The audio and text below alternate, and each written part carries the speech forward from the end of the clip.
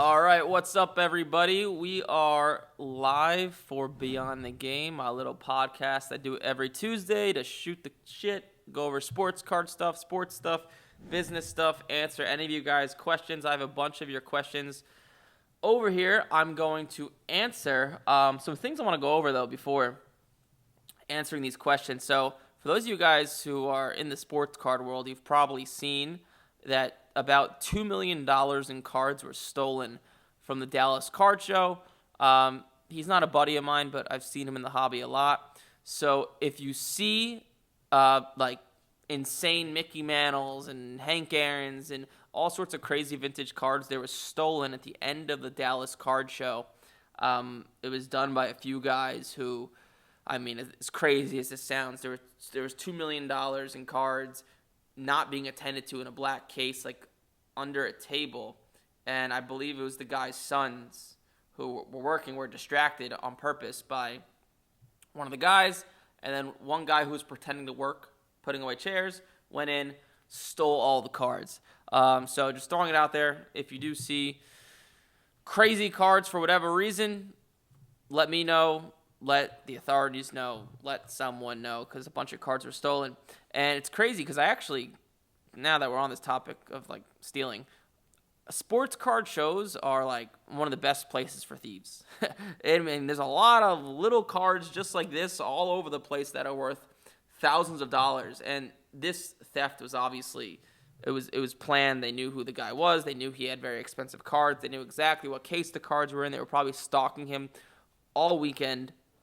And it's crazy because I always thought to myself, like when I was buying and selling sports cards in 2015 to 2020, which was before the pandemic, you know, sports cards were not like, there was a lot of money in it, but no one really knew. Then when the pandemic happened, sports cards exploded. And I always thought to myself at these card shows, I was like, man, like there's so much cash just flowing around, all these little cards. Because when you go to a card show, like, people just take out their cards, put it all over the table. They're going back and forth. They're picking things up, putting them down. And I've always thought to myself, like, why don't people come here and steal these things? Like, it's a gold mine for thieves. And lo and behold, when the pandemic happened and people discovered that sports cards are very valuable, that's when the thieves started to come along. And that's why at these sports card shows, especially the bigger ones, there's security. And, like, you hear about these thefts every now and then. Haven't seen a theft this big.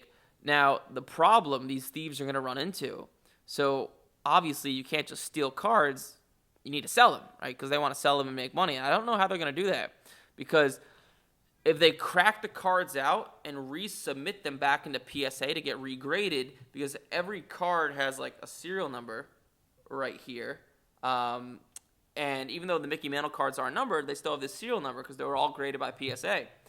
And if they were just to go and sell these cards, people like are on alert now that cards were stolen, and people have pictures of the cards, so you can't just go and sell them. Or the other way you could do it is if they were looking to pull this off successfully, which I'm not exactly sure how they're going to do, is crack the cards out, send them to PSA, but now PSA is on high alert for any 1952 Mickey Mantle cards and all sorts of rare vintage cards, which don't get graded that often. So the minute they see rare Mickey Mantle cards come in, they're gonna immediately look at the card and match it up with the pictures of the cards that were stolen.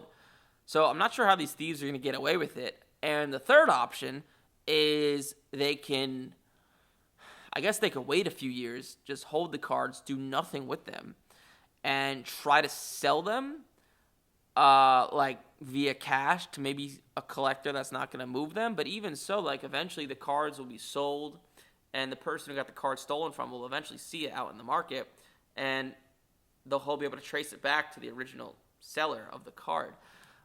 Or what the thieves could do, now that I'm thinking about it, is maybe hold it for a few years, then send it to PSA. They're going to get caught one way or another, I think. But the reason I'm bringing that up is if you see two crazy vintage cards being bought and sold, let me know. Let someone know. So wanted to touch on that real quick. A few other things I wanted to go over. So I have some Q&As here. I'll go over some questions first. So Sid says, is it possible to make money buying expensive cards that are not graded and submitting them to PSA to get graded? Or is this too big of a risk if it doesn't come back a PSA 10? So, yes, it's very possible. Now, the problem with that is like, so when you say expensive cards, I'm assuming you mean like $1,000 or more. I'm not sure exactly what you mean by expensive, but let's say $1,000 or more. The problem is when you start buying and selling cards from people in that range, everyone's aware of grading and everyone's a shark and wants to maximize and make as much money as possible. So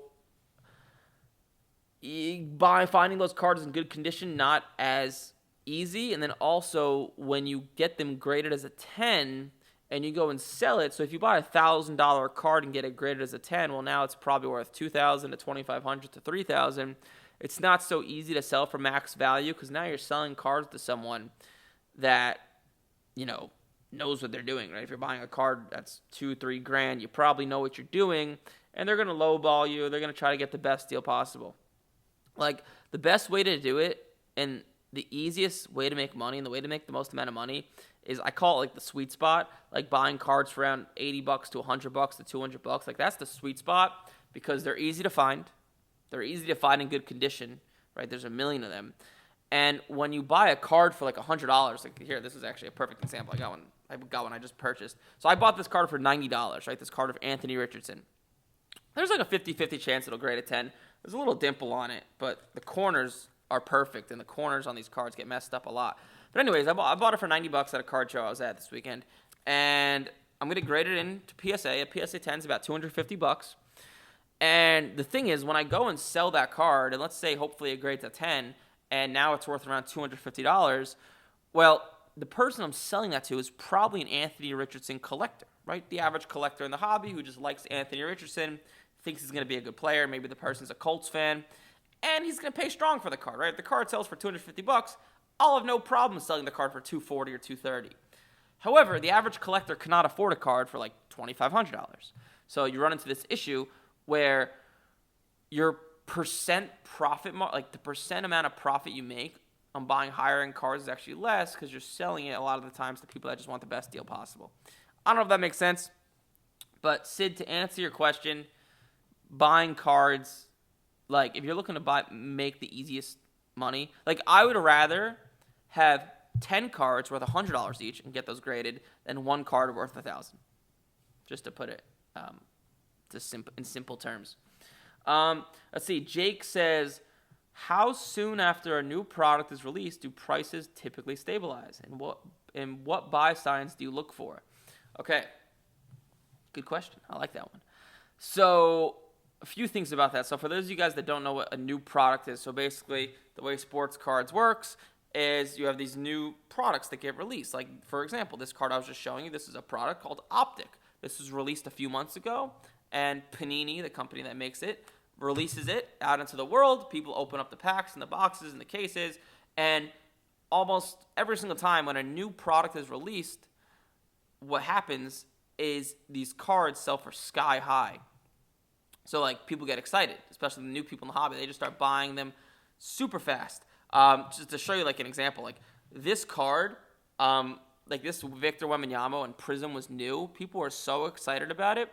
This card now is worth about $3,000, but when it first started selling, it was selling for like $5,000 to $6,000, and then it immediately drops down. So usually, so it depends. Like usually, it's about a month, but it's also give and take, right, Jake? Because you can buy, like, let's say you buy like when you're buying cards in a product that's brand new, it's easier to get cards in better condition, right? Because it's newer. People haven't graded it. So I've had students, and I've done this myself, where I'll buy it the first week or two it comes out, knowing it's going to drop in value, but I get it graded very fast.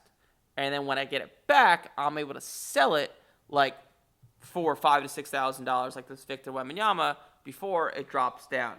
Now, I would not suggest doing that, to be honest, because it's like more advanced. You could screw up and lose a lot of money. Trust me, I've been there. But usually about a month to give you the simple answer to your question. So I got some more Q&As, but piggybacking off of what you just said, Jake. So my favorite product out of all the different sports card products is Contenders Football. My personal favorite. It's just what I like the most. And it's actually being released here in the next 4 or 5 days, I believe. And it's a great thing to make money on. However, it's getting released late. Like usually Contenders gets released like months earlier, in April and in March. And what's going to happen, it'll be interesting because it's going to come out. People are going to be so excited. Like CJ Stroud's cards, even though he doesn't have any autographs in this year's Contenders, it's going to sell for crazy. Anthony Richardson, they're going to sell for crazy. And then it'll be interesting to see, whether they drop down in value right away, because usually it does after a few weeks, but then at the same time, it's being released during football, during the height of football. So how much will it go down? So I'm not sure how much I'm going to buy of it, because it goes against everything I believe in. So for those of you guys that are new to sports cards or have been following what I say at all, you don't this is just my advice. This is just my opinion based off of my years of expertise in doing this.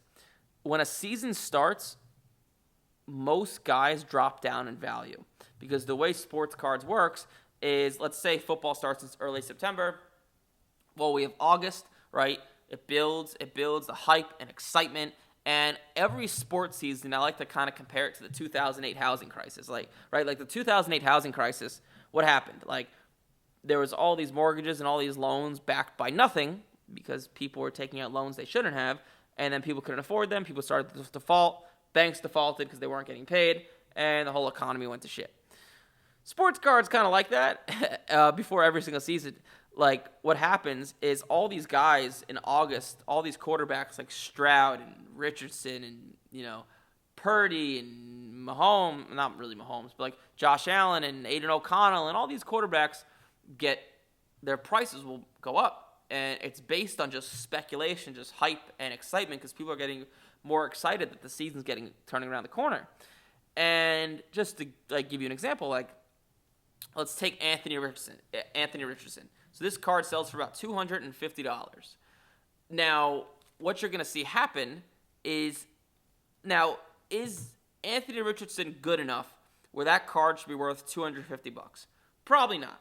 That card realistically should be worth $180, $190, but people are excited. People get, right? It's driven by hype and demand, and that's sports cards is driven by hype. That's just how it works. And when the season actually starts and he doesn't perform up to that level of hype that people were anticipating, most come down. Now, not every quarterback. Usually, there's one quarterback every year that will double or triple in value. Every year it happens. There's one. Now, usually that one quarterback that doubles or triples in value during the season, it's someone that no one is expecting. Why? Because someone like CJ Stroud, for example, right? People already know he's good. His prices sell for a lot. Very good. Now, the problem is, because his prices are already so high, for him to triple, the dude's got to have, the best season of all time and win the Super Bowl. Probably not going to happen, right? Just to give you an example, 2 years ago, the quarterback that tripled was Jalen Hurts, right? Jalen Hurts had a phenomenal season, but what people don't realize is no one was buying Jalen Hurts. So you'll see, we'll come back to this piece of content here in 4 or 5 months from now, and you'll see there will be a quarterback that'll double or triple, but it'll be someone nobody's paying attention to or somebody nobody's buying. I don't know who it'll be. For example, Tua is not really that hyped. Or Aiden O'Connell on the Raiders. He's not that hyped. Or my personal favorite, Sam Howell. No one's really buying him. There will be one guy where you're going to say to yourself in 4 or 5 months, shit, I should have bought him. Happens every year. But that's so Contenders is coming out. Wanted to go over that. On to the next thing I wanted to talk about. So basketball. So this is interesting.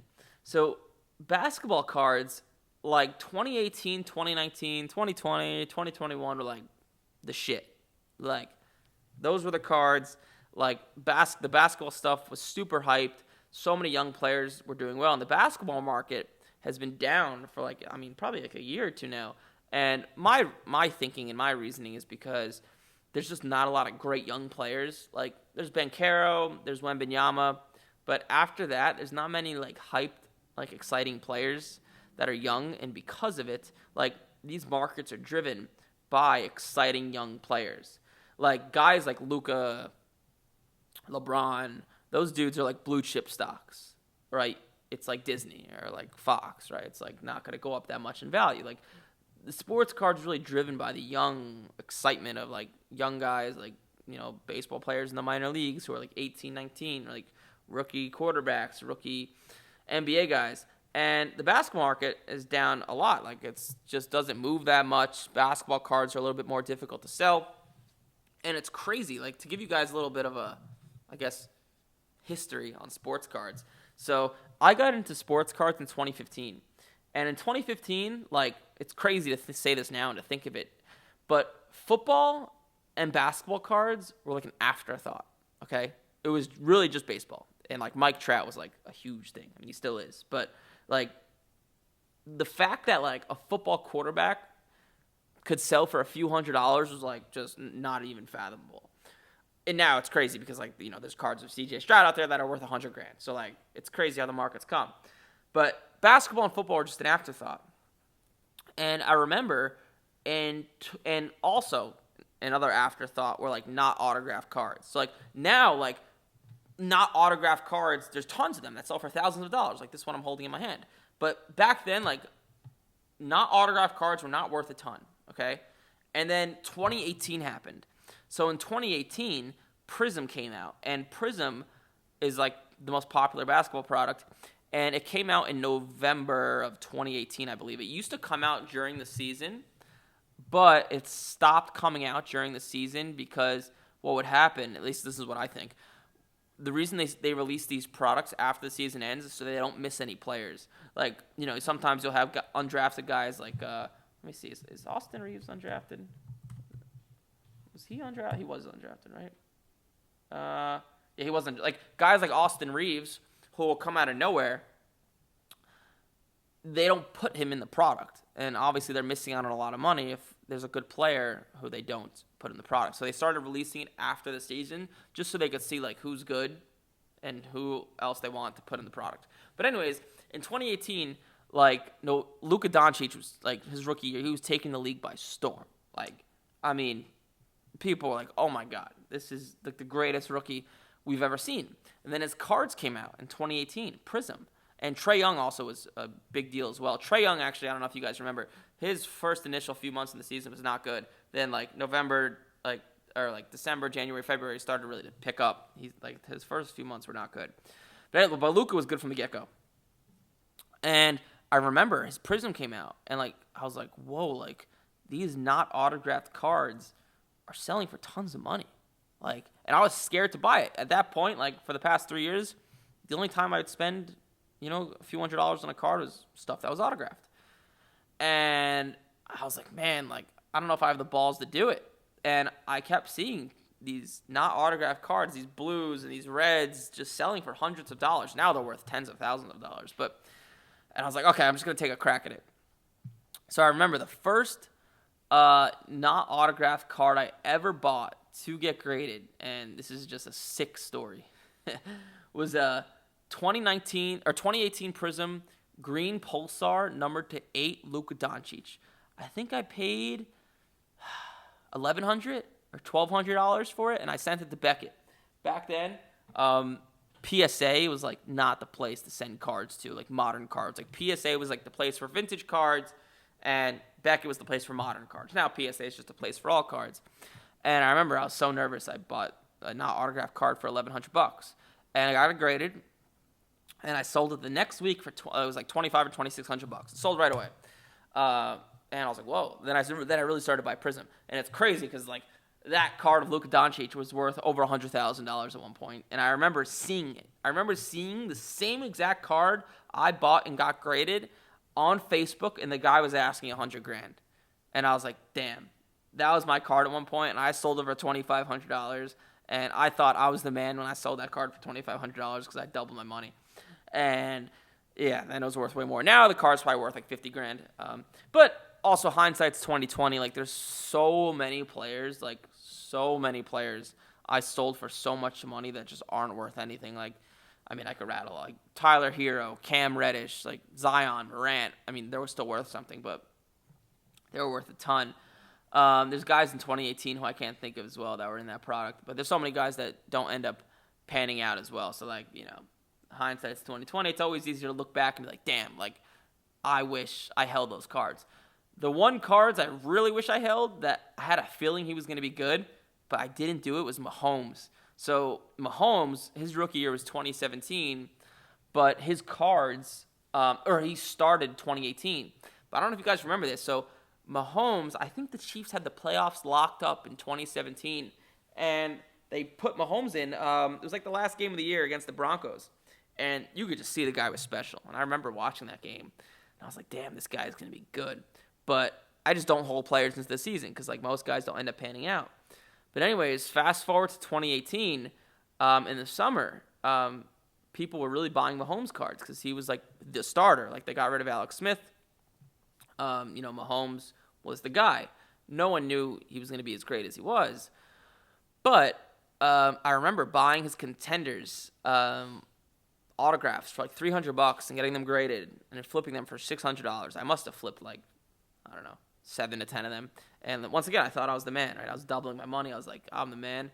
And I just remember, literally, 2 to 3 weeks into the season, like, that card was worth, like, triple or quadruple. Because people, you saw it. Like Mahomes, you just saw right away, like, this guy is special. I think the first game, right, week 1 of 2018, I think he threw, 3, 4, 5 touchdowns, something like that. And then people just caught on right away. And, that card by the end of the season was, worth 10 times what I was selling it for. Vinny's commenting in the Instagram live. Me and him used to flip those Mahomes cards like crazy, and they're worth way more. They were worth way more in 2018, and then now they're worth just way, way more. But once again, hindsight's 2020. I also flipped a ton of Sam Darnold cards that aren't worth anything, right? So it's they could be worth something this year. I'll probably get the starting gig, but so it's easy to say now. But yeah, I'm just kind of talking about the history of sports cards and how the sports card market formed. And then the pandemic happened, which was March and April of 2020. That's when Major League Profits started as well. That's when you probably started to see ads of me pop up. And everything just blew up. It didn't even matter if it was the guy was young, old, vintage, everything just blew up like crazy. And you had these influencers like Logan and Jake Paul and Gary Vee and Drake talking about it just went crazy. Also everything during the pandemic went crazy as well, right? NFTs, crypto, any alternative asset. I feel like people were just bored at home and just didn't have anything better to do and just were buying stuff, and that's kind of how.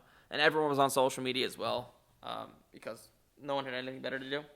So that's kind of the history of sports cards. Common question that all you guys ask me, and I'm just gonna answer it on every single podcast I do because it's the most common question, what to do with your cards from the 70s, 80s, and 90s. Because what happened in sports cards is cards from the 40s and 50s are the golden era of cards. Those cards are worth a lot of money. The reason they're worth a lot of money is because back in the 40s and 50s, no one gave a shit about cards, and because no one gave a shit, everyone threw them out. They got damaged, and then they became worth a lot of money. People realized those cards were worth a lot of money. Then in the 70s, 80s, and 90s, they held all the cards. Everyone held those cards, so they're not worth anything. And also, they were overproduced. So, right, the reason why, these Mickey Mantle cards from the 50s and, that guy who got $2 million in cards stolen from him, those cards are worth $2 million, is because, people didn't hold them in the 50s, to simply put it. So, now, but all you guys ask me what to do with your cards from the 70s, 80s, and 90s. And the reality of it is most of it's just not worth anything. Now, the stuff that could be worth something is anything in great condition, graded a 9 or 10, it'll be worth it to get graded. Any star, I should say. And the real stuff from that era that's worth significant amounts of money is 90s basketball. 90s basketball is where you'll find money. Any of these guys you've heard of, McGrady, Nowitzki, Kobe, obviously Allen Iverson, Jordan, really from any year. Like, those cards could be worth a lot of money. So, like, that's the answer to the question. And I'm going to answer it every single podcast because all you guys ask me what to do with your base cards. Like, light them on fire, throw them out. You can't do anything with them. Nobody wants them. But before doing that, look and see, do I have anything that's worth anything that's in great condition? Like a Roger Clemens rookie card in great condition is going to sell. Ricky Henderson PSA 10s are worth like 40, 50 grand. But once again, they're worth that because those cards from the 80s were so flimsy and got damaged so easily. So that's why they're worth a lot. So I doubt you have anything that's in good condition, but if you do, there you go. Also, so for those of you guys that have been following my content, you'll know that I'm someone that's been high on buying Victor Wembanyama. And I kind of want to like play this out, I guess, with you guys as to like why I was buying him and his value's up since and why. So sports cards like are based on hype and momentum, right? That's how sports cards works. That's how it goes. And Victor Wembanyama was very hyped when his like Prism came out, like this card, worth a ton. Like this was worth like $5-6 grand. And now it's down to $3 grand. And usually when I see something that falls a lot of a good player, that's when I go in and buy it, right? Buy low, sell high, right? You want to buy at the lowest point, try to sell when it comes up. It's kind of like I don't know if you guys follow exotic cars. I've recently started to get into exotic cars. I'm buying one soon. So I started to do some research. And the way an exotic car works is like this. So let's say you have a brand new Aston Martin, right? It starts out at $200,000. And then immediately, when you take that card off the lot, right away, it'll drop down to like 130, right? And it'll go down to like 120. It'll flatline a little bit. And then after a few years, after like the 3 or 4 year mark, because like if you have an Aston Martin that you're only putting like 3,000 to 4,000 miles on, it'll actually creep back up 10-20%.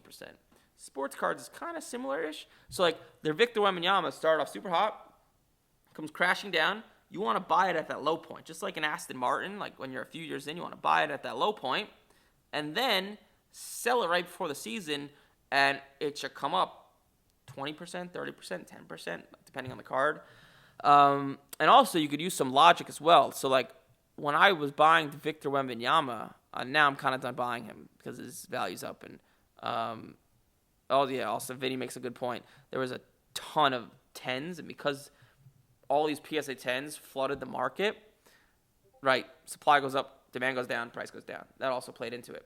But once it bottomed out, like his stuff really bottomed out. Like his Silver Prism PSA 10 was like $2,500 or something crazy, and it dropped down to like $800. And once it bottomed out, I went in, bought a bunch, and also I think to myself when I'm buying a player, like who has a good chance to be hyped, right? Like where can I see guys in the card community like getting around a player and really like getting excited for him? And usually if a team has exciting offseason acquisitions, that's a reason for a player to be hyped. And I honestly thought that the Spurs were going to trade for Trae Young. I thought he'd be a perfect fit there. That's exactly what they need. I think the Hawks are just in like a mode where they're just in between. They're okay, but never good enough to win, which is why they need to get rid of. They got rid of Murray, but they need to get rid of like everyone and just get a few first-round picks for Trae Young. But that didn't happen. But they got Chris Paul, and like I said to myself, like, well, they're probably going to pick up a point guard because they don't have any. That will be a direct correlation to Victor Wembanyama, obviously, because that's exciting for a player like Wembanyama to get a point guard. And when they got Chris Paul, his value shot up like 15%. Once the value goes up, I'm done. I'm not buying the guy anymore. And hopefully, like Victor Wembanyama's value will go up by August or September. I could even see at the National Card Show in a few weeks it going up like 25-30%. And which is great money. Like I bought this card for I think what was it 20? I wrote an email about it. I think it was $2,500 or $2,600, and like I should be able to sell it for like mid threes, hopefully, which is great money. Right? That's like what is that 40% on my money. which is amazing. Like, you can't find anywhere in the world where you can make 30-40% on your money. Right? If you go on Wall Street and tell someone I'm making 30% on my money in 3-4 months, they'll think you're on drugs. So it's really good. But obviously, like, you need to have that competitive advantage, right? You need to know what you're doing. You need to, like, have bought and sold sports cards and understand how the sports card market works. I wanted to answer that. I went off on a rant there about cards from the 80s and the 90s. Some other things. So I always like to talk about this topic, and I know there's a bunch of you guys watching on Instagram Live right now. But right, let's call it the elephant in the room. Right, a lot of you guys see my ads, and the first thing a lot of you guys think when you see an online coaching program, it's a scam. It's a scam. All online coaching programs are a total scam. Now, what I would say, this is just a side topic here, for those of you guys who went to college, right? Think about college for a second. College, you take out a loan for $100,000, right? Call it $100,000. You go to a place for 4 years where 90% of the classes you take probably not going to help you actually in the real world ever. I could take it from me. Like, I went to what would be considered a good business school, and I own a business now with 25 employees. I actually don't think anything I learned in my business school helps me with my actual business. I can't think of anything that does. And actually, the only class that I could ever say helped me with my business, but I took it freshman year when I went to University at Albany, was a class called Intro to Logic. It kind of gave me like a bird's eye view of how like softwares work, and like that's a whole nother conversation. But anyways, you guys watching this podcast on YouTube or on Instagram, I don't know, like, is Eric a scam? Is it not? And the reality of it is, it's similar to college, right? Like, all this is education, right? I bought and sold sports cards for 9 years. I tell you exactly what I've done to do it and to make a lot of money doing it, just like a class would. Are you going to execute on what we say? And if you do, you'll make money. If you don't, you're not going to make money. Pretty simple. And it's crazy. Like, I see so many people that think all these online ads are scams. And I know it's not, because like the company I built was all based off of everything I learned. It was either from reading books or buying online education programs. The same type of program that I sell. But what's crazy is people will be like, I don't know if this is a scam. And it's the same person that went to college, spent $100,000, took classes for 4 years. Most of what they learned was not applicable to what they do, and they don't think that's a scam. Where I don't think that's a scam either, right? But I think it's more scammy than like anything I do or any of these any other online education programs. Like, imagine I said to you for a second, all right, give me $100,000, put yourself in debt, $100,000, spend money that you don't have, to take 4 years worth of classes. And the reason they stick you there for 4 years is because they want to suck as much money out of you as possible, right? Think about that for a second. 4 years, right? You're taking on average 2 semesters a year, 5 classes a semester, 10 classes per year. So you're taking a total of 40 classes. I bet my ass you guys watching this with full-time jobs can say to me safely, out of the 40 classes you took in college, maybe a few of them were actually applicable to real-world stuff and real-world stuff that you do. But doesn't that sound crazy, right? College makes you go there for 4 years to take 36 classes that you have to spend money on. Each class is a few $1,000s, and then you can make money. That sounds like a bad investment to me. Imagine we were on a Zoom call and I was like, yeah, you got to give me $100,000. Most of the things you're going to learn are useless, and you could maybe make $40,000-$50,000 a year in 4 years from now. Right? That's a bad investment. No one would ever do that. But these coaching programs, not mine, but the average price of a coaching program could be $1,000, $2,000, all the way up to $10,000, $12,000. People are like, oh my God, like $10,000 for a coaching programs. That is fucking crazy. That is the biggest scam I've ever heard. But you're learning an actual real world applicable skill, and everything you're learning there is directly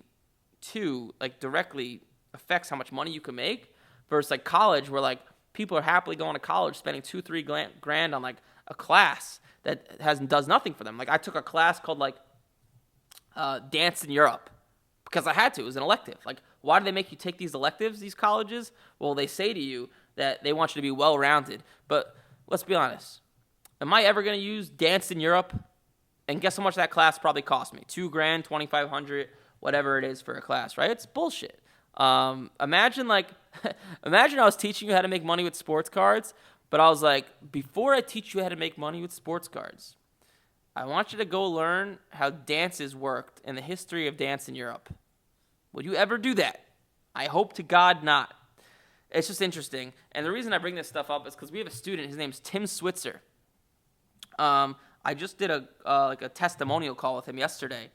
And he joined the program 5 months ago, my program, and he's made $17,000 in profit. Not in revenue or whatever, like an extra money in his life that didn't exist. $17,000 in profit, which is pretty good. And I always like to ask my students this, because at this point we have like 2,000 students or something that have been through Major League Profits. And I always like to ask, what was your opinion when you first saw the ad? Like, did you think it was a scam? Did you not? Most people are very skeptical and think it's a scam. But I try to come across as authentic as possible. But I asked him that, and he told me what he did. So he found a student of ours commenting on a Facebook ad. He messaged him to ask if this was a scam, and the student backed us, and then he joined. But it's crazy because, like, what I told him was, like, it's great you did that. Probably the thing I would do as well. But think about, like, starting a business. The great thing about starting a business is very low risk and very high reward. So, like, let's not use sports cards as an example. Let's say you want to learn how to make money flipping, real estate, right? Let's say real estate. And let's say there's a coaching program that's $10,000. Pretty expensive, right? $10,000. You're going to have to maybe put that on your credit card, or I don't know. You're going to come up with the money. But let's look at the risk and reward.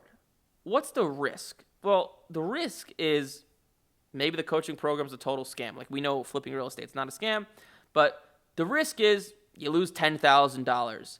What's the reward, right? Well, the reward is you developing an income stream that can net you 30, 40, 50, 100, 200 grand a year. That could fundamentally change your life. Like, I tell people this all the time. Like, a lot of people who at least I speak to that comment on my ads, that message me, right? They want time freedom, right? They want to work less. They want to spend more time with their family, go on vacations without stressing it, which is like the goal of life, right? That's happiness. You know, people say money doesn't buy happiness, but if your relationships are right in life, I actually think that's bullshit. And you could quote me. I think if your relationships are right in life, money buys happiness. Like, I could tell you firsthand, like, there's things I'm able to do that I wasn't able to do before, like living in the middle of downtown Tampa, and I was able to go to Hawaii a few months ago just because I felt like it with a few friends. That's happiness. Like, going on vacation with your family and not worrying about the credit card bill, that's happiness, right? Is that not happiness? I don't know. Tell me if that's not happiness. Like, if you were making an extra $5,000 a month and you're able to go on an extra vacation with your family a year, is that happiness? I think that is. Anyways, where was I going with this? Happiness, vacations. The risk and reward. So, right, buying a coaching program for $10,000 is, right, that's the risk, $10,000. But the reward is just so much more. Like, imagine being able to quit your job or making an extra few grand a month, right? That opens up so many different avenues in your life, right? You could work less, or even if you don't work less, you have extra money. And I tell you this from real first world experience. So yeah, hopefully that stuff makes sense. I tell people this stuff all the time. Just you can't live life with regrets, right? Like, you'll never be on your deathbed saying to yourself, shit, I wish I didn't invest in myself and I didn't, go forward. And didn't take risks in investing in myself. Like, you'll just never say that. But I speak about that because that guy who I was speaking with, Tim Switzer, you'll see the video of him probably here in the next week or two on my YouTube.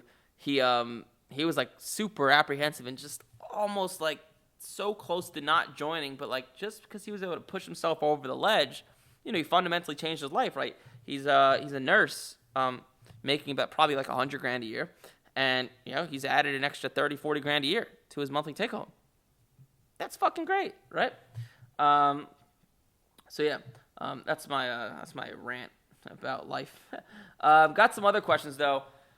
John says, do you have to buy high-end cards to make money?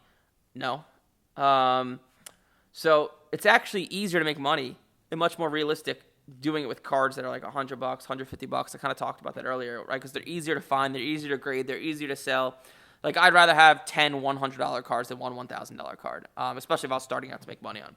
Now, I know the stuff I do is counterintuitive because I've been doing sports cards for a long time and because my life is very busy with major league profits. I just don't have the time to like find all these cards at $100, $150. But yeah, so no, I mean, you definitely do not have to buy high-end cards to make money on. Like $100 cards, like that's the sweet spot. Like all those testimonial videos you see of my students, like 99% of them are buying cards at like around $100. Let's see. Kevin says, why do all of your examples include 1,000 or more card to flip? That's a racket. I've been collecting since 1970, and you're way off taking that money and buying cheaper cards. So I'm confused by your intent, and I don't see it as a coincidence. I don't know what that last part means. But yeah, Kevin, back to what I was saying. You're right. Like cards around the $100 range is that's the sweet spot. Let's see. Anthony says, just wondering. So I would pay you to instruct me on what cards to buy and sell, which wouldn't that make me a competitor of yours? Ooh, that's a good one. Enlighten me. So this is actually a very common question I get. So people say, well, Eric, you're teaching people how to make money buying and selling sports cards. Aren't you creating competition for yourself? Why would you do that? So there's a few reasons. So number one, there's thousands of cards uploaded to eBay every single day. Like the few hundred people that are like in my program at the moment that I teach this stuff to, it's like a tiny fish in a massive ocean. Like it'd be like, it's kind of like here's a good example. Here's a good analogy. So let's say, pretend I lived in New York City. Let's say I lived in New York City and I owned an Italian restaurant. And I taught other people how to make good Italian restaurants in New York City. If I have a successful Italian restaurant and I show you how to do it 10 blocks away, right? Well, there's more than enough mouths to feed, right? So what I do and what you do, like if there's a quality restaurant, it's that's it. And then the second thing to that is like sports cards, like it's a realistic way to make 3, 4, 5, 6, 10 grand a month. Like that's what sports cards is. I'm not going to sit here and bullshit you guys. Like Major League Profits is a multi-7-figure coaching program.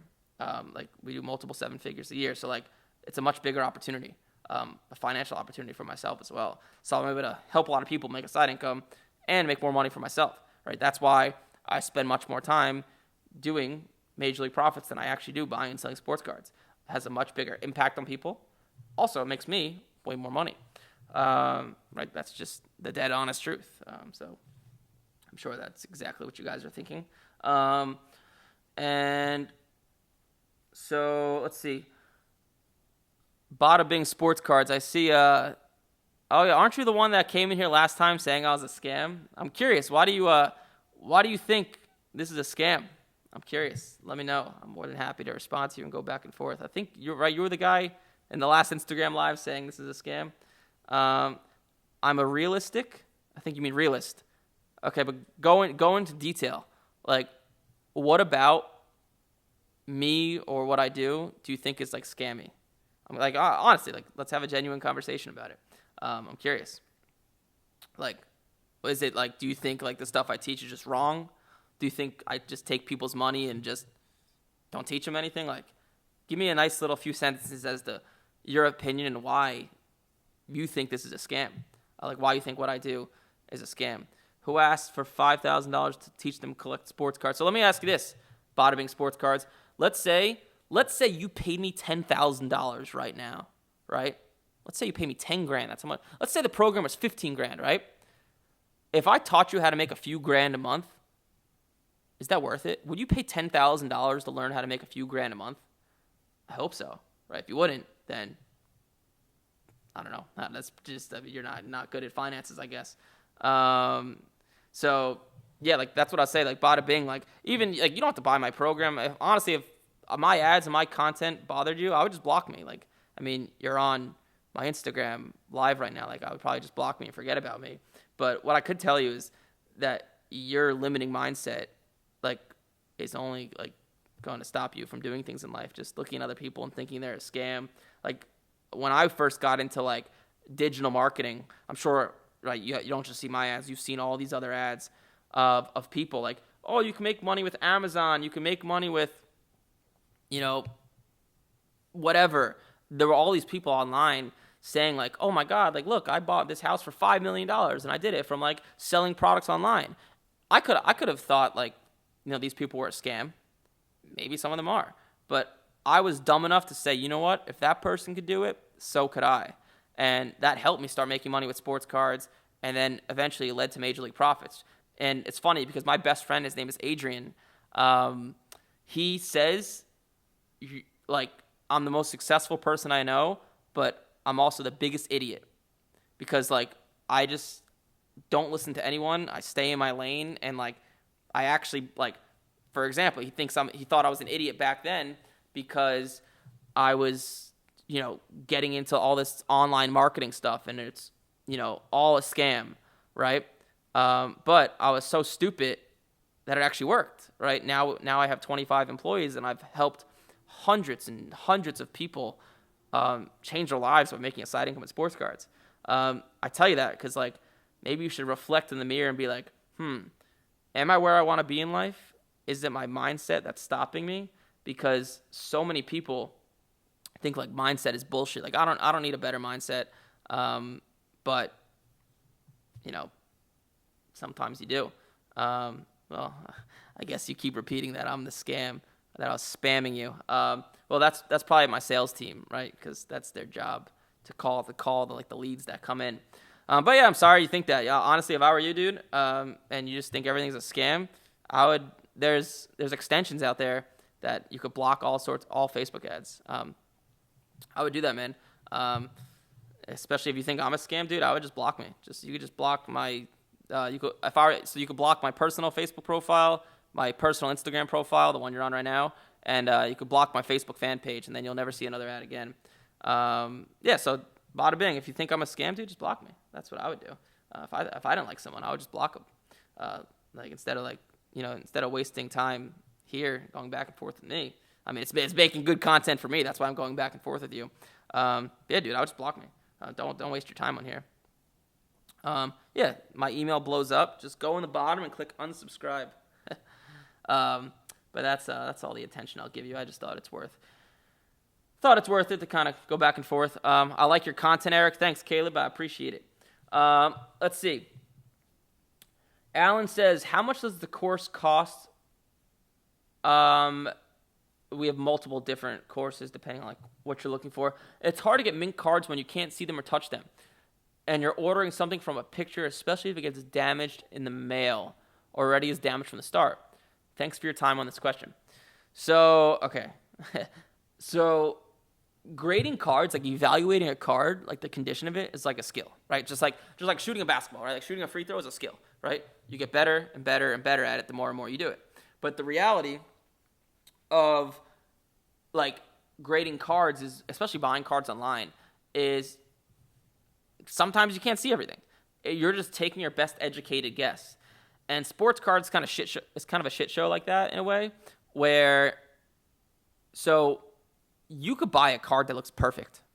Nothing wrong with it. It looks great. And it grades a 9. I've sent in so many cards. Like the card I made the most amount of money on this year was a Shohei Ohtani Atomic Bowman Chrome. I paid $10,000 and I sold it for $30,000.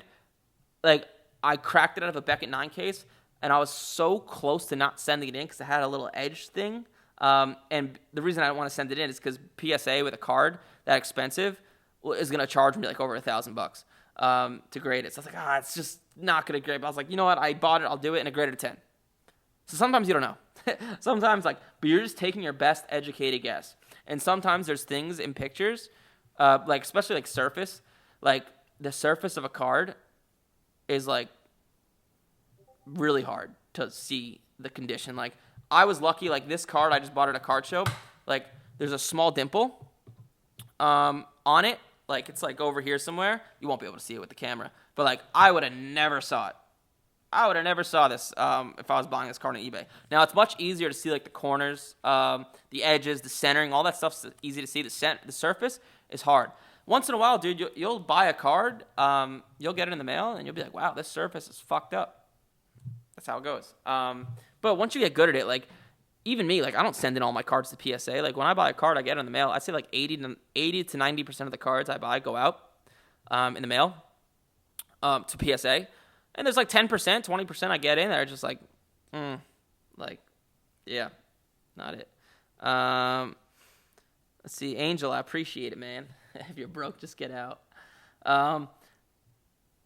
So Jeremy says, after you get your cards graded and sell them, how do you get to the next level? Buy card finders to find the cards and sell them? I think I know what you're saying. How do you get... Okay, so like... So how do you get to the next level? So like just buying more, right? Like right, if you do it right, like a bunch of the cards you'll be buying are like $100, $200, and just doing more of it. That's really it. And then like once you get to the next... Actually, here's the best answer to your question. So the way to get to the actual next level is by like buying the higher end stuff already graded. So like I tell people this, like stuff like this is how to get to the next level, like buying these cards for like $3,000, flipping them for like $3,700, $3,800, but buying a lot of it. But like you shouldn't do that at first because there's more money in getting cards graded, right? Like you could take $100 and double it in like a month, right? You're not going to beat that return. Like this, you're making like 20, 30% with the higher end stuff if you do it right.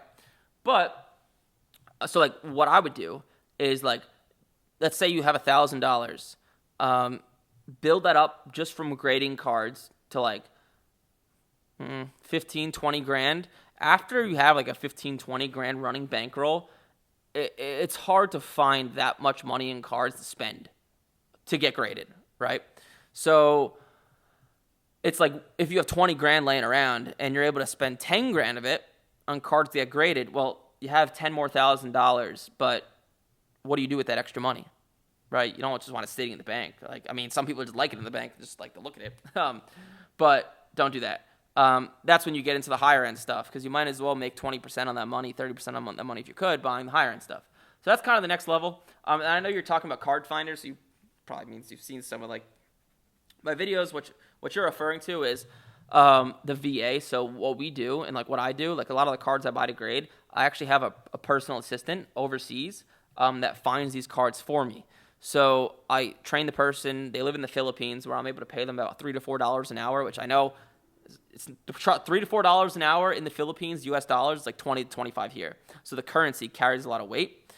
So they're getting paid well, and they're finding me cards. And at the end of the day, instead of me spending a few hours looking at cards, I have a spreadsheet shared with my card finder that they go and find the cards for me. You don't have to do that to get to the next level. I just do it because like I'm limited with time. So yeah, that's it. I appreciate that, Andrew. I think you're trying to back me up. He's a New Yorker. I'm actually from New Jersey, but close to New York, on northern Jersey. But yeah, hopefully that answers your question, Jeremy. But that's a wrap. It's been almost an hour. You guys in the Instagram Live, do you have any other questions for me? Like sports cards, business, life? Do you think I'm a scam? Is there anything?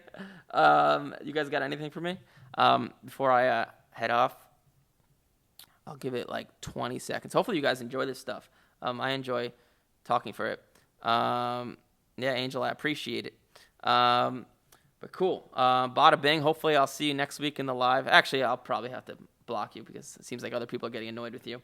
Are you going to be at the Sheraton Summer Show? Is that in Florida? Let me type that in. Sheraton Summer Show. That's in Arizona. Oh, I don't live in Scottsdale anymore. I moved to Tampa. So no, I will not be there. I'll probably be at all the card shows like around here. Like the St. Pete one was really good this week. I know there's a Clearwater one. There used to be a really good one in Tampa, like right next door to where I live, by the Tampa Convention Center. But they stopped doing it. I don't know why. Like in the pandemic, they were doing it. It was great. I went once, and then they stopped. The St. Pete show is good. It's run by KK Sports Cards, and KK Sports Cards I've done a million deals with him. He's really good. A lot of modern cards, like it's more of a local show, so there's like 100 tables. And down here is great. So like where I live, like where I'm from, up in New Jersey, New York, the smaller shows suck because a lot of them are like vintage, and like vintage one, it's just hard to make money on. Two, you can't find anything at a decent price. Number three, these dealers are very resistant to moving it because they've had it for 20 years. So vintage shows aren't that good. Like the Philadelphia show is one of them where just not good, at least in my opinion. But cool. Hopefully that answers your guys' questions. Hopefully you enjoyed this podcast. Like and comment and subscribe on the YouTube. That's where we'll be dropping the whole thing, even though I'm live on the Instagram right now. Hopefully you guys enjoyed. If you have any questions, let me know. Hit me up via DM, email, wherever. And I'll be seeing you guys in the next one.